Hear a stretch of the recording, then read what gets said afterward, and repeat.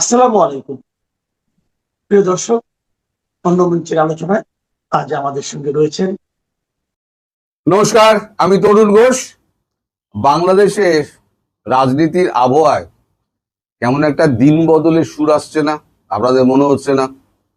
এত যে ভারত বিরোধিতা, ভারত দখল, ভারতের বিরুদ্ধে হুমকি, সশস্ত্র আক্রমণ, কলকাতা দখলের একেবারে হুঙ্কার টুঙ্কার দিয়ে মিছিল, এই যে ছেলে চ্যাংড়াগুলো যারা ভারতের বিরুদ্ধে নানান রকমের হুঙ্কার টুঙ্কার দিতেন, আধিপত্য মানব না, স্বৈরাচার বিরুদ্ধে, স্বৈরাচারী ভারতকে মানব না, ভারতের পণ্য বর্জন করব, সব এখন কেমন নিয়ে গেছে। এখন ভারতের কৃপা পাওয়ার জন্য ছুটোছুটি লেগে গেছে, দলমত নির্বিশেষে। কয়েকদিন আগে দেখা গেল যে আমার কাছে একটা ভিডিও এসেছিল, এআই কিনা আমি জানি না, ওই জন্য আমি মানে দেখাতে আপনাদের সাহস পাইনি। সেটা হচ্ছে, আপনারা ভালো জানবেন, ওই এনসিপির ছেলে ছোকরাগুলো আমাদের রাষ্ট্রদূতের সঙ্গে খুব হাসি মস্করা ঠাট্টা পাট্টা করে একেবারে সময় কাটাচ্ছিলেন। সে কি বন্ধুত্ব, গলায় গলায় বন্ধুত্ব। তো যাই হোক, এখন আমাদের রাষ্ট্রদূত একটা ইফতার পার্টি একটা দিয়েছিলেন, সেখানে নিমন্ত্রিত ছিলেন বিএনপি, জামাত। তো বিএনপি সব এসছিলেন, জামাতের লোকজন এসছিলেন। তারেক রহমান তার একটা অন্যত্র একটা ইফতার পার্টি অ্যাটেন্ড করে তার আসার কথা ছিল। তিনি বলেছিলেন আমি 5 মিনিট দেরিতে পৌঁছাবো। উনি এসছিলেন। তা যথারীতি ইফতার পার্টি, আমি শুনলাম সমগ্র অনুষ্ঠানটা মানে করতে যা সময় লাগে সেটা হচ্ছে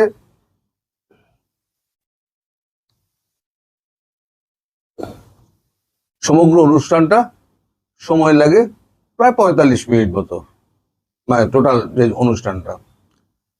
এখন সেই 45 মিনিট অনুষ্ঠানের শেষে আমাদের তারেক রহমান তিনি আমাদের রাষ্ট্রদূতকে বললেন আপনার সঙ্গে আমার কিছু কথা আছে, গোপন কথা। তারপরে তাকে ডেকে নিয়ে যান একেবারে ঘরের কোণার দিকে একটা, আপনারা যাকে চিপা বলেন, সেখানে সেখানে মিনিট 7 তাদের মধ্যে কথা হয় এবং হ্যান্ডশেক ফ্যান্ডশেক হয় খুব হৃদ্যতার সঙ্গে। দুজনের হাত চেপে, দুহাত চেপে, মানে হ্যান্ডশেক করলে আর একটা হাত যেমন ধরে, তারপরে আবার যেমন হাতের ওপরে হাত দিয়ে চেপে ধরা হয়, সেরকম ভাবে জোরালো হ্যান্ডশেক ফ্যান্ডশেক করলেন। তার মানে একটা কিছু ভারতের সঙ্গে, ভারত যা চাইছে তার সঙ্গে হয়তো তারেক রহমান সহমত হয়েছেন, তার জন্যই হয়তো আমাদের রাষ্ট্রদূত তাকে মানে হ্যান্ডশেক করে তাকে ধন্যবাদ জানাচ্ছিলেন। এই যখন চলছে সেই সময়তে জামাতের নেতারা একটু উসখুস করছিলেন যে তারাও একটুখানি গিয়ে নিভৃতে কথা বলবেন, কিন্তু রাষ্ট্রদূত বলেন আমার একটা কাজ রয়েছে, আমি আর কারোর সঙ্গে আলাদা করে সময় দিতে পারবো না, আমার কিছু অ্যাপয়েন্টমেন্ট আছে, আমার সেখানে যেতে হবে। ফলে পরবর্তী মিটিং যেদিনকে হবে সেদিনকে আপনাদের সঙ্গে নিশ্চয়ই কথা হবে বলে উনি কেটে যান।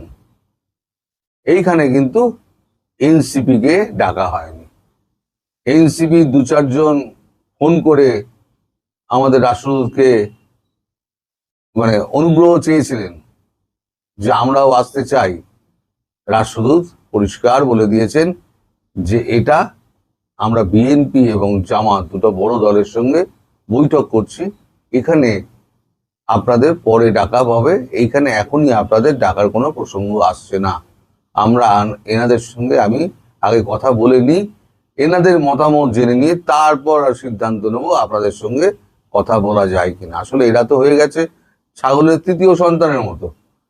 ওই দুটো ছাগল দুধ খাচ্ছে আর 3 নম্বর ছাগলটা লাফাচ্ছে, ওদের খাওয়া শেষ হয়ে গেলে আমি খাবো, ওদের খাওয়া শেষ হয়ে গেলে আমি খাবো। এটা হচ্ছে ছাগলের 3য় সন্তান। আমি বলেছিলাম এই সব 3য় সন্তান এরা মরবে, এদের অবস্থা খুব খারাপ হবে। তো যাই হোক, আজকে বিকেল 4টের সময় একটা বৈঠক হওয়ার কথা লন্ডনে। ডক্টর জয়শঙ্কর খলিলুর রহমান এবং হুমায়ুন, সঙ্গে যে লেজুর গিয়েছেন হুমায়ুন ওই বৈঠকে থাকবেন কি থাকবেন না সে খবর আমি জানি না, কারণ জয়শঙ্কর যে অ্যালাউ করবেন কি করবেন না, কারণ উনি পররাষ্ট্রমন্ত্রী, তো পররাষ্ট্রমন্ত্রী কথা বলবেন, কোনো ডেপুটি কারোর সঙ্গে উনি কথা বলবেন না, আর থার্ড পার্টি কাউকে উনি হয়তো অ্যালাউ নাও করতে পারেন এই গোপন বৈঠকে।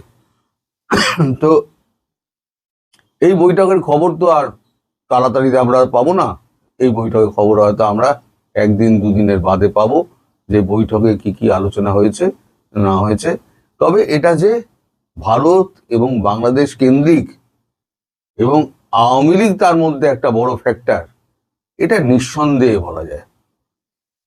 এবং 1 নম্বর 2 নম্বর পয়েন্টটিকে আমি বারবার বলে যাচ্ছি আপনাদের, 1 নম্বর আর 2 নম্বর পয়েন্ট যেটা আছে সেটা হচ্ছে শেখ হাসিনার বিরুদ্ধে সমস্ত মামলাকে তুলে নেওয়া আইসিডি ট্রাইব্যুনাল থেকে, আর দ্বিতীয় হচ্ছে তাকে রাজনৈতিক কর্মকাণ্ডের পরিবেশ অনুকূল পরিবেশ সৃষ্টি করে রাখা, যাতে ভারত খুব তাড়াতাড়ি, ভারত চেষ্টা করছে মার্চ এপ্রিলের মধ্যে তাকে ঢোকানোর। এটা কিন্তু আমার কথা নয়, এটা আপনারা ধরে নেবেন না যে আমি বলছি, এটা আমার কথা নয়, এটা কূটনৈতিক মহলে শোনা যাচ্ছে যে এরকম একটা ভারতের প্ল্যান রয়েছে মার্চ এপ্রিলের মধ্যে। মার্চে হয়তো হবে না, এপ্রিলে যদি মার্চে যদি পার্লামেন্ট না বসে, এপ্রিলে যদি বসে, এপ্রিলে পার্লামেন্টের পরে হয়তো একটা সিদ্ধান্ত হবে, তখন মামলা টামলা তুলতে সময় লাগবে। সেরকম কিছু হলে হয়তো তারপরে শেখ হাসিনাকে বাংলাদেশে ফেরত পাঠিয়ে দেওয়া হবে, তাকে সম্পূর্ণ সুরক্ষা দিয়ে, এবং সুরক্ষার গ্যারান্টি তারেক রহমানকেও দিতে হবে। তারেক রহমান এখন সেই গ্যারান্টিটা খাতায় কলমে উনি মেনে নিয়েছেন, উনি কিন্তু দস্তাবেজে সই করেছেন। এখন দস্তাবেজে সই করার পর এখন উনি পিছিয়ে তো আসতে পারবেন না। আর এখন যা পৃথিবীর যা অবস্থা ঠিক এই মুহূর্তে, তাতে ভারতের মুখাপেক্ষী হওয়া ছাড়া বাংলাদেশে আর কোনো পথ নেই। সবাইকে ভারতমুখী হতে হবে। আমি বলেছি না, এখানে ক্ষমতায় বিএনপি আসুক, জামাত আসুক, আওয়ামী লীগ আসুক, জাতীয় পার্টি আসুক, 14, 15, 16 দল, 32 দল, যেই আসুক না কেন ক্ষমতায়, যারা ক্ষমতা দখল করবে, যতই ভারত বিদ্রোহী কথাবার্তা বলুক না কেন, তাদের কিন্তু ওই ভারতের কাছেই আসতে হবে। এখন মধ্যেখানে গোল বেঁধেছে যেটা, সেটা হচ্ছে এই ট্রাম্পের সঙ্গে এখন ইউনূসের চুক্তি। এখন সেখানে যদি ভারত নাক গলায়, ভারত পরিষ্কার একেবারে বলে দেবে একটা অবৈধ সরকার, সেই সরকারের একটা অবৈধ লোক যিনি জোর করে ক্ষমতায় বসেছিলেন, এবং সেটা সিআইএ বসানো লোক, তাকে দিয়ে জোর করিয়ে করে নেওয়া কোনো চুক্তি কখনো ভ্যালিড হতে পারে না। ইন্টারন্যাশনাল কোর্ট অফ জাস্টিসে যদি ভারত চলে যায়, এই চুক্তি কিন্তু নিমেষে খারিজ হয়ে যাবে, সেটা কিন্তু বাংলাদেশ গিয়ে করতে পারবে না, সেটা ভারত তৃতীয় পক্ষকে করতে হবে। কারণ ভারতের সঙ্গেই বরাবর বাংলাদেশের সম্পর্কটা রাজনৈতিক, কূটনৈতিক সম্পর্ক এবং ব্যবসায়িক সম্পর্ক রয়ে গেছে। সেক্ষেত্রে ভারতবর্ষ বলবে কি, আমার ব্যবসায় ক্ষতি হচ্ছে, এরকম একটা চুক্তি করিয়ে নেওয়া হয়েছে চাপ দিয়ে। সেটা যদি হয়, ইন্টারন্যাশনাল কোর্ট অফ জাস্টিস কিন্তু বাংলাদেশের পক্ষেই রায় দেবে এবং এই চুক্তি বাতিল হয়ে যাবে। যেহেতু প্রথম ট্যারিফ চুক্তিটা সুপ্রিম কোর্টে খারিজ হয়ে গিয়েছে, ফলে ইন্টারন্যাশনাল কোর্ট অফ জাস্টিস তারা কিন্তু ওই সুপ্রিম কোর্টের যে রায় আছে, সেই রায়টাকে শিরোধার্য করে এই চুক্তিটা বাতিল করবে। তাহলে পরে কি হলো, অঙ্কটা দাঁড়ালো এটা, যে যদি ভারতবর্ষে সাহায্য পেতে হয়, তাহলে ভারতবর্ষের অনুগ্রহ পেতে হয়, তাহলে পরে ভারতবর্ষের দোরগোড়া এসে ওই পাপোশে পা মুছে ঢুকতে হবে। যত ভারত বিদ্বেষী যত সমস্ত ছিল না, ওই সমস্ত ছেড়ে দিয়ে খোলস চেঞ্জ করে ঢুকতে হবে, এবং আওয়ামী লীগকে পুরোপুরি রাজনৈতিক কর্মকাণ্ডের পরিবেশ গড়ে দিতে হবে। ভারত যেটা চেয়েছে, একটা গোলাগুলি না চালিয়ে, এটা হচ্ছে কূটনীতির জয় বলতে পারেন, একটা গোলাগুলি একটাও না চালিয়ে একেবারে একটা সরকারকে, যে সরকারটাকে ইউএস বসিয়েছিল, সেই সরকারটাকে ভারত উপরে ফেলে দিয়েছে।